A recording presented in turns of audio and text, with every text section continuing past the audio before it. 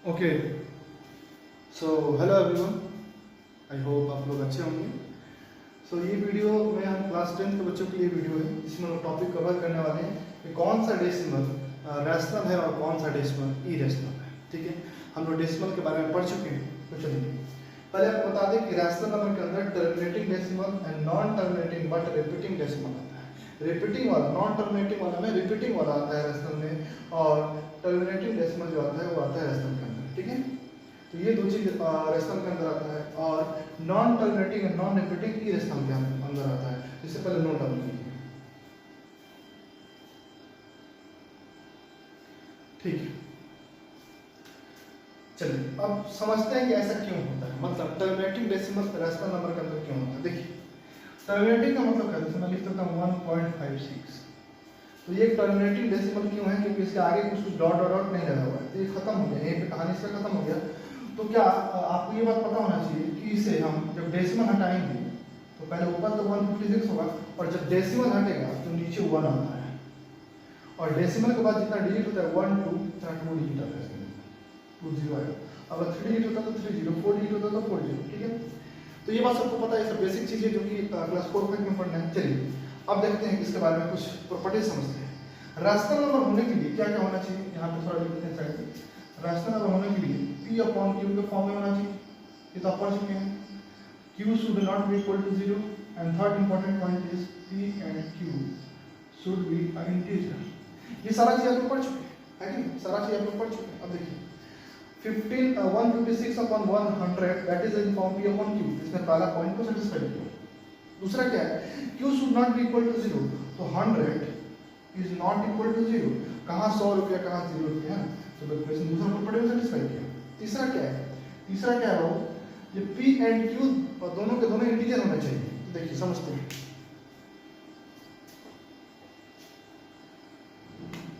156 और 100 ये दोनों इंटीजर अगर हो गए तो तीनों में टिक टिक टिक, अगर तीनों में टिक हो गया तो ये रैशनल नंबर होगा। देखिए इसे P अपॉन Q के फॉर्म में लिखा जा सकता है, और डिनोमिनेटर में दोनों में 1 है, तो ये दोनों के दोनों इंटीजर हैं। अगर ये दोनों इंटीजर हुए तो इसने तीसरा एक पॉइंट से सेटिस्फाई किया, तो टिक टिक टिक, अगर तीनों सेटिस्फाई किया दैट मींस ये जो है वो एक रैशनल नंबर है। वो क्या है, एक रैशनल नंबर है। अगर 156 अपॉन 100 रैशनल नंबर है तो ये आया कहाँ से, इसका ओरिजिन क्या है, इसका ओरिजिन तो यही है ना, आखिर इसी को इसके फॉर्म में लिखा गया ना। तो अगर ये रैशनल नंबर है तो ये भी एक रैशनल नंबर है, Rn four rational number. Okay, आज हम आपको समझ में आया होगा कि जो टर्मिनेटिंग डेसिमल है रैशनल नंबर क्यों होता है। ठीक है, तो इसको वीडियो को पॉज करके नोट डाउन कीजिएगा। अब चलिए, तो हम टर्मिनेटिंग डेसिमल के बारे में पढ़ चुके हैं। तो टर्मिनेटिंग डेसिमल में क्या होता है कि वो P अपॉन Q के फॉर्म में आ गया, और उसने रैशनल नंबर की तीनों प्रॉपर्टी को सेटिस्फाई किया, इस वजह से वो एक रैशनल नंबर हुआ। चलिए आगे चलते हैं। अब क्या बचा हम लोग का, non terminating but repeating decimal. तो ये होता क्या है, इसका मतलब क्या होता है, कुछ चीज समझना जरूरी है इसके लिए। क्या समझना जरूरी है कि आपने सिक्कड़ देखा होगा, सिक्कड़ होता है ना, सिक्कड़ कितना बड़ा था सिक्कड़ होता है। मेरे पास पावर है, मैं सब सिक्कड़ को एक जगह कर सकता हूँ, ऐसे कर रहा हूँ। तो लास्ट में जो छोटा वाला टुकड़ा जो बचेगा जिसके अंदर सब चला गया, उसका भी तो शेप वही ना होगा जो सबका होगा। ऐसे देखिए, ऐसे एक सिक्का है, एक और ऐसे जुड़ा हुआ रहता है, एक और ऐसे जुड़ा हुआ रहता है, ऐसे चलते रहता है। अगर मेरे पास पावर आ गया और मैं इसको उठाकर यहाँ पे डाल दूँ और इसको उठाकर यहाँ पे डाल दूँ, तो सबका सब ऐसे हो जाएगा, है कि नहीं? अगर मैं इसको छोड़ूंगा तो ये फैल जाएगा, तो उसको मैं किसी चीज से बांध सकता हूँ, है कि नहीं? वैसे ही जो non terminating but repeating decimal जो होता है, दैट मींस 3 3 3 ये पढ़ चुके हैं कि क्या होता है, इसके बारे में पढ़ चुके हैं डेसिमल वाला। वो आप देखिएगा डेसिमल और इंटीजर वाला जो पार्ट था वहाँ पर हम देखिएगा। ठीक है, इसका मतलब क्या हुआ, ये खत्म भी नहीं हो रहा है, डॉट डॉट डॉट लगा हुआ है, इसका मतलब खत्म नहीं हो रहा है। तो जैसा कि काम हमने सिक्कड़ के साथ किया ये है ना, और वैसे काम हम इसके साथ भी कर सकते हैं। तो प्रैक्टिकली सोचना भी बहुत जरूरी है। तो मैंने क्या किया, इसको 3 को पकड़ा, दूसरे ऊपर एक दूसरे के ऊपर लाया, और मैंने इसको एक 3 लिख दिया, सबको पकड़ पकड़ के एक सिक्कड़ बन गया था, और एक गोला वाला बना था ना, वैसे ये एक 3 हो गया। तो अगर मैं इसको छोड़ूंगा तो फिर फैल जाएगा। इसको पकड़ कर बांधने के लिए इसके ऊपर एक बार लग जाता है, इसको बार पढ़ा जाता है। क्या पढ़ा जाता है, बार।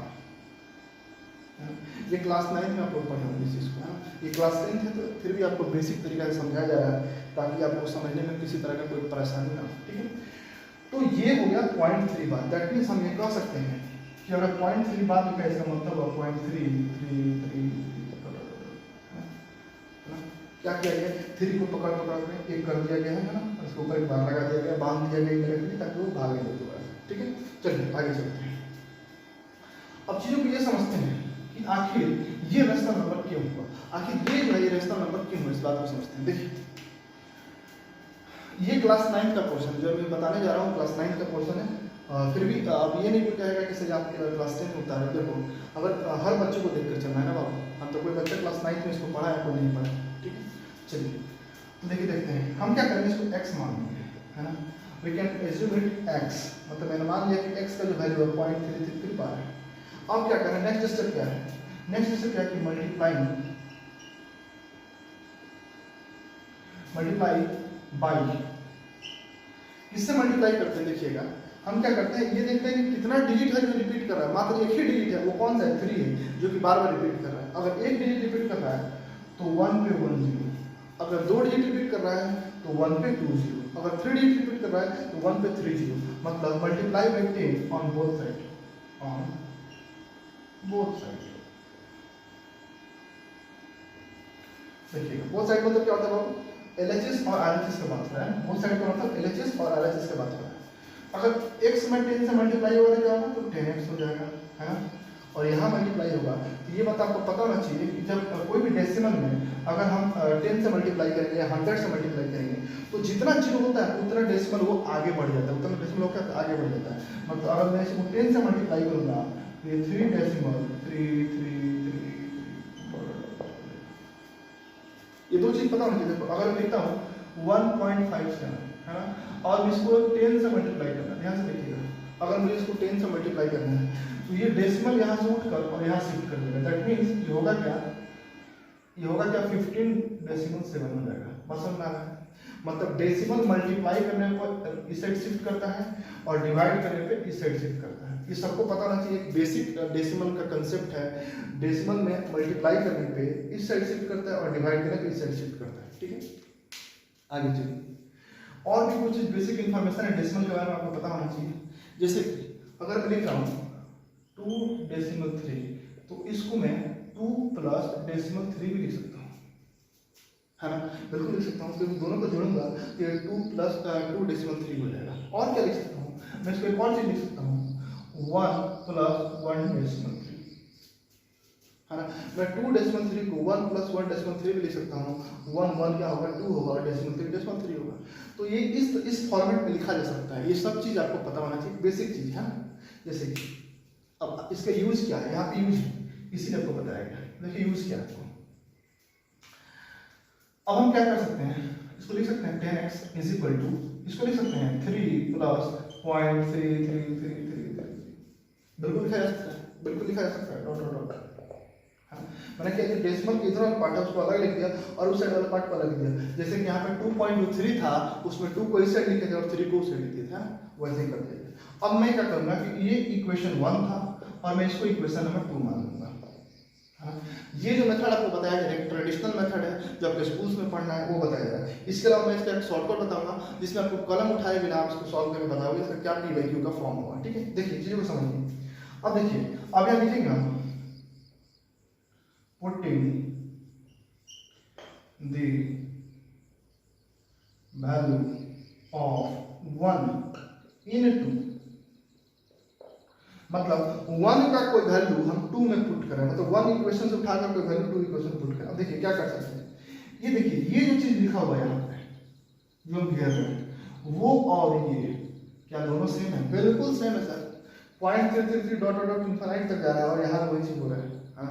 तो ये दोनों चीज सेम है और इसके बदला मतलब इक्वल मतलब इसके बदला मतलब इक्वल टू x है, मतलब इसके बदला हम x लिख सकते हैं, बिल्कुल लिख सकते हैं, क्योंकि दोनों के दोनों का इक्वल है।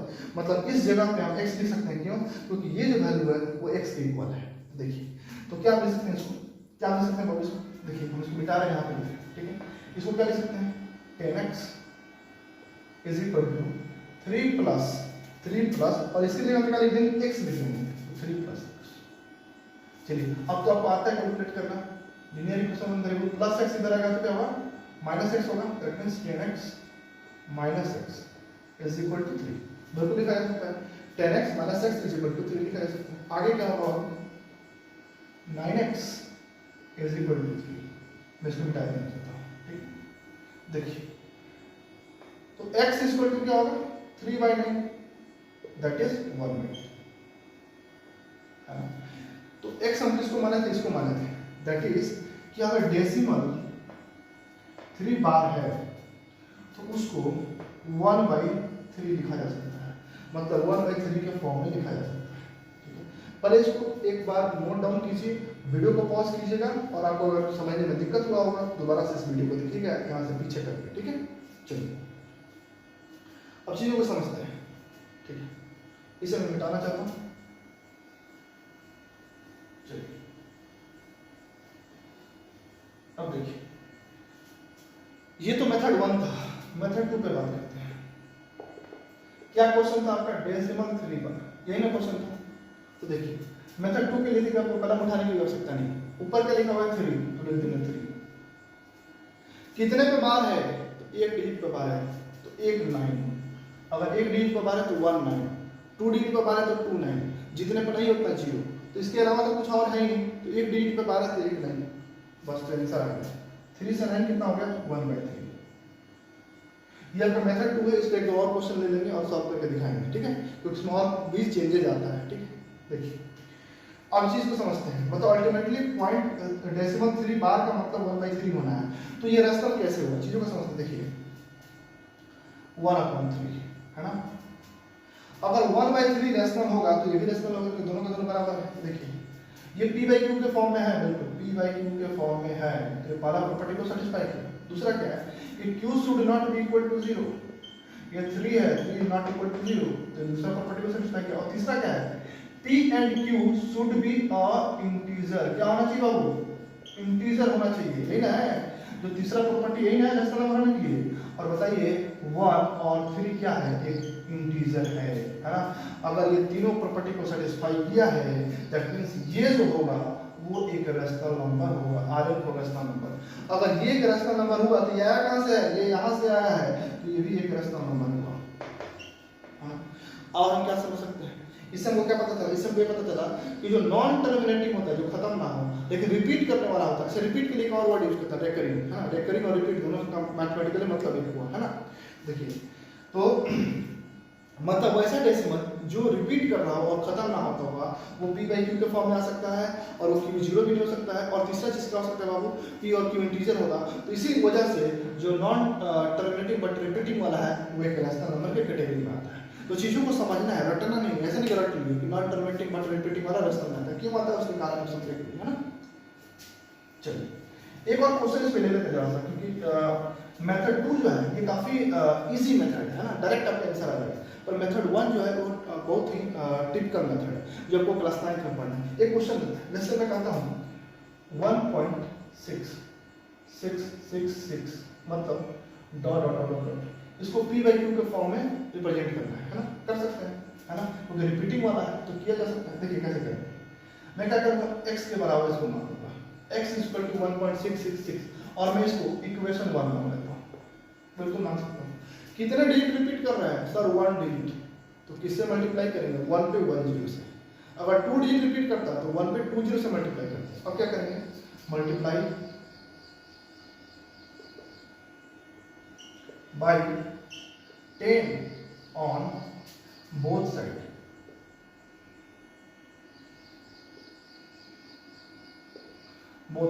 है ना। तो मल्टीप्लाई कीजिए, अगर मल्टीप्लाई कीजिएगा तो इधर 10 से मल्टीप्लाई होगा तो 10x हो जाएगा,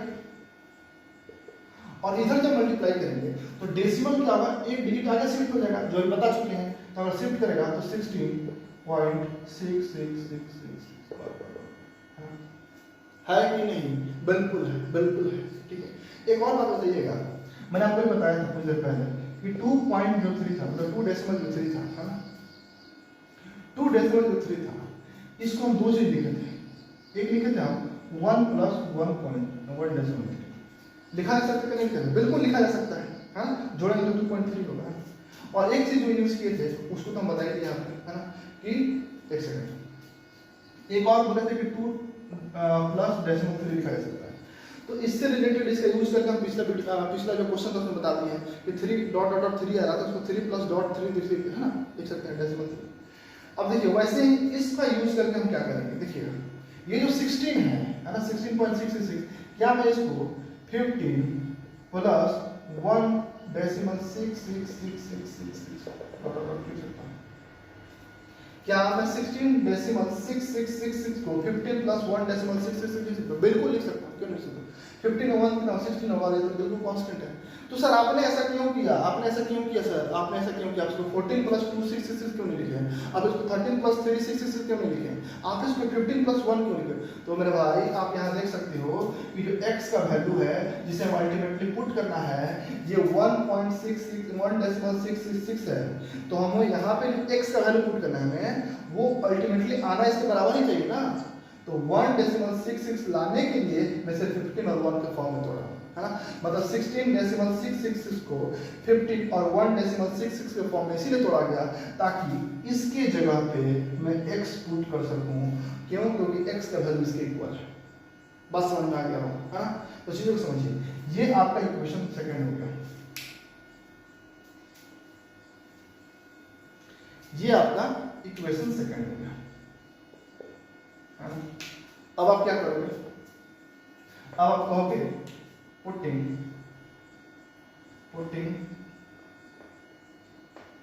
the value of 1 in 2, मतलब क्या है? मतलब क्या होगा? मतलब ये है कि एक जो पहला इक्वेशन था उसमें से कुछ वैल्यू उठाकर इक्वेशन 2 में पुट करने वाला है। आपको तो पता भी दिखाई भी दे रहा है, यहाँ पे इस साइड 1.666 थे, वही यहाँ पे भी है, तो दोनों सेम है। तो इसकी जगह पे हम इसको भी लिख सकते हैं, तो बिल्कुल लिख सकते हैं। That means 10x is equal to 15 plus x लिखा जा सकता है। क्यों? क्योंकि ये चीज वही चीज है जो यहाँ पे है। तो इसकी जगह पे x अगर बराबर है तो ये x को हम यहाँ लिख सकते हैं, तो बिल्कुल लिख दिए। अब चलिए 10x और x इधर आ गया तो कितना x हो जाएगा? मैं लिख देता हूँ पूरा तरह से, 10x minus x is equal to 15, है ना। अब 10x से x जाएगा तो कितना x होगा? तो आपको सर 9x होगा, 9x इज इक्वल टू 15, ठीक है। थोड़ा सा यहाँ आ जाता है, देखिए अगर 9x इज इक्वल टू 15 है तो x इज इक्वल टू कितना होगा? 15/9। 3 से कितना टाइम? 3 से 5 टाइम और 3 से 3 टाइम, दैट इज 5/3। जल्दी से यहाँ तक नोट डाउन कीजिए, जल्दी से इसको नोट डाउन कीजिए और चीजों को समझते हैं। देखिए दैट मीन्स जो हमारा क्वेश्चन था, इसे मैं मिटा रहा हूं। दैट मीन्स जो हमारा क्वेश्चन जो था,